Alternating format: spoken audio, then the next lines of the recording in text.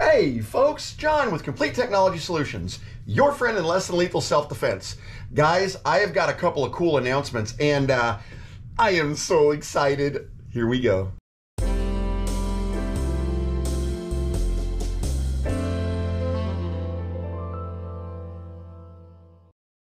So you can tell by the video what we're going to do today. So I've got the Walther PDP for one more video before it's got to go back before the big release. And a lot of you guys, and I do mean a lot, have been asking me when they're coming in. I am still being told end of January.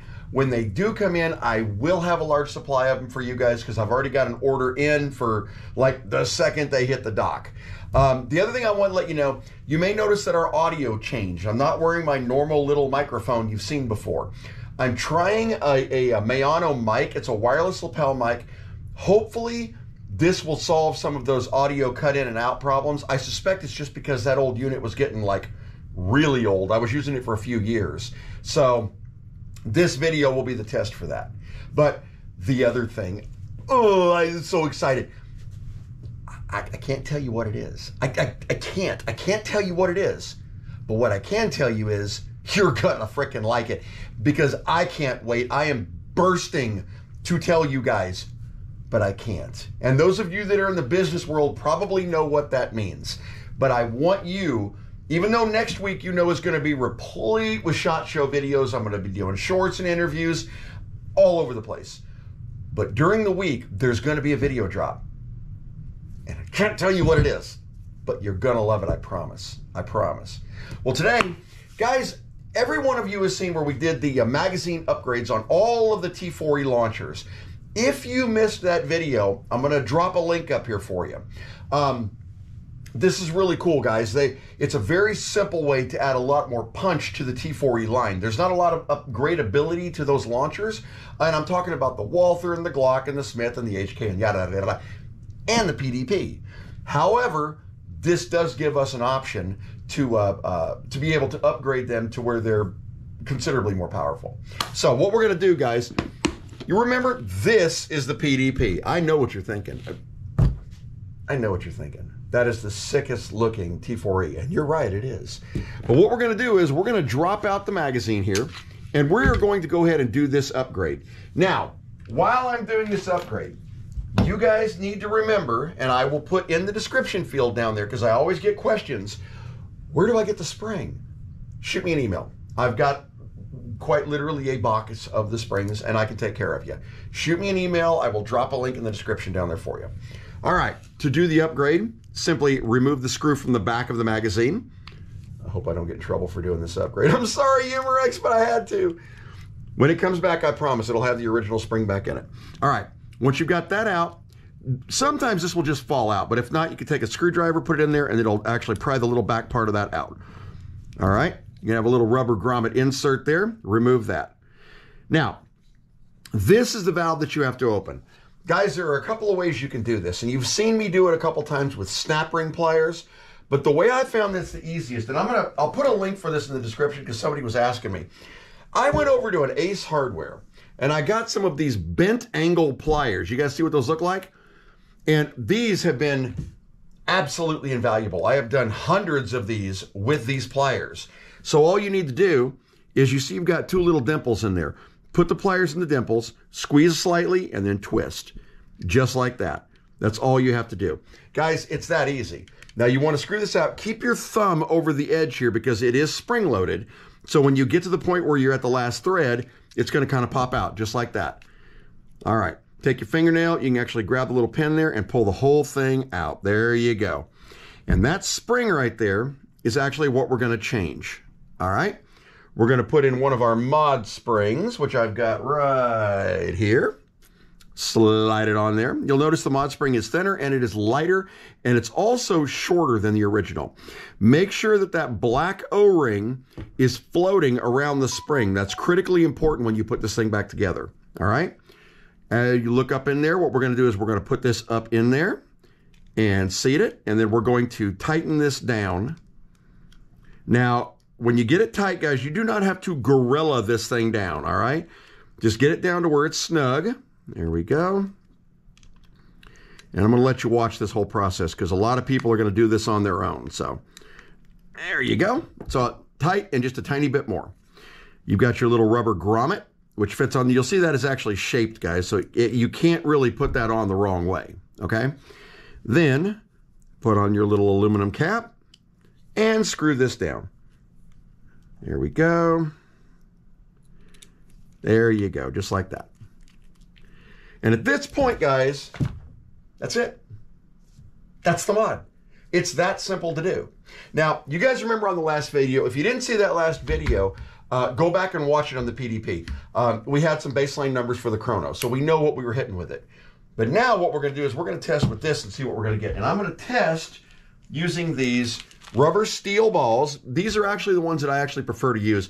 I like using these over aluminum, and the primary reason is when you use the aluminum balls, occasionally that rubber detent right here will not catch the aluminum, and sometimes the balls can like fall out. But the rubber steel never have that problem. Now, some of the aluminums do it, some of them don't do it. It just depends on the ammo you're using. These never do it. I've never had a problem with these. So these are going to weigh in at, because people were asking, hold on here, and they are at, clear that. Don't you love it when you turn on your machine and you forget to put your little tray on it? Okay, they are at 1.96 grams. So we'll call it 2 grams, all right? 2 grams rubber steel. That's what we're going to be firing.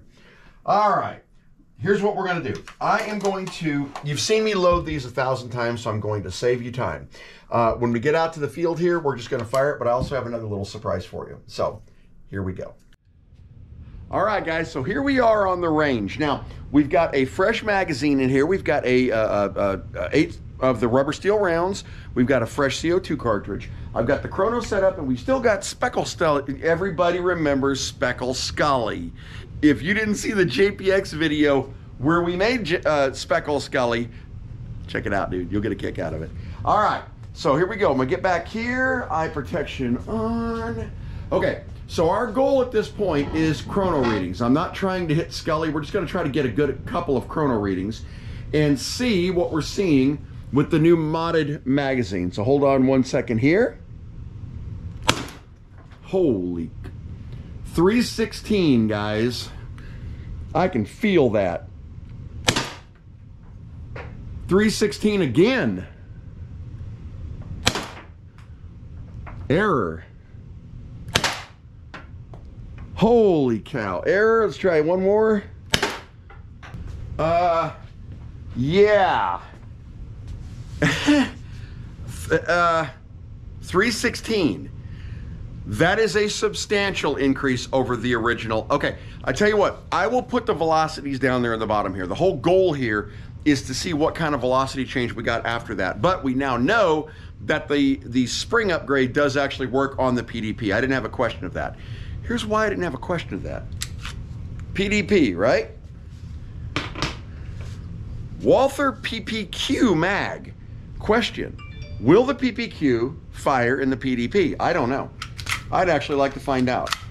It seats in there perfectly, guys. Look at that. All right, let's see if it'll actually fire. All right, eye protection on. We're gonna try for a chrono reading. This is an unmodded mag, guys, so this is right out of a stock PPQ.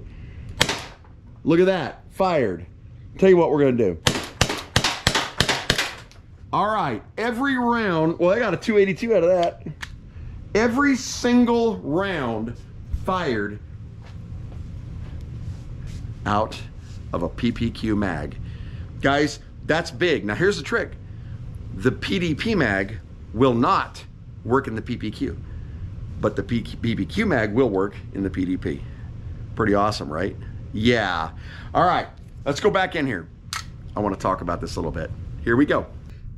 You know, cross compatibility between magazines has been a question forever when it comes to the T4E line. The biggest one was, do the TPM1 magazines fit the Glock 17? And of course the answer is no, neither direction. You can't use either one of the magazines in either one of the launchers. So to date, this is the only one that I know has some form of cross compatibility, and that is still the PPQ magazine. It fits in there perfectly and works perfectly every single time.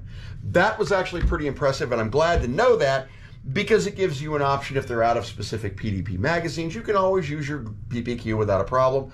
Or if you've already got a PPQ and a few spare mags, it now translates to this launcher too. It's a natural transition, which is really cool. Guys, these guys are second on my interview list when we go up to SHOT Show.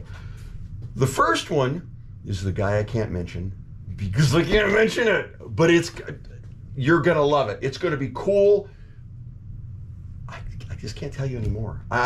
You don't have any idea how much I want to tell you, but I can't tell you anymore yet. Have a fantastic week, guys. If I don't see you sooner, which actually I may have one more video drop before next week, have a great weekend and keep your eye out. We're going to have a ton of shorts coming out of SHOT Show. If there's anything you guys would like me to specifically look for at SHOT Show, I know who I'm going for. There are a couple of new manufacturers that I'm like beelining to as well. And I'm looking for another heavy pepper ball manufacturer because I love Pavashot. The guys are great. They're stuck at 68 caliber. They won't go any lower. And I love Mercury Rise because their pepper balls are freaking awesome. But I would love to have somebody that would be able to branch the whole thing. I mean, and not to mention I'm looking for somebody else too to be able to offer you guys another product. So stay tuned on that one. That's going to be huge. Thanks for watching, guys. Have a great week. Bye-bye.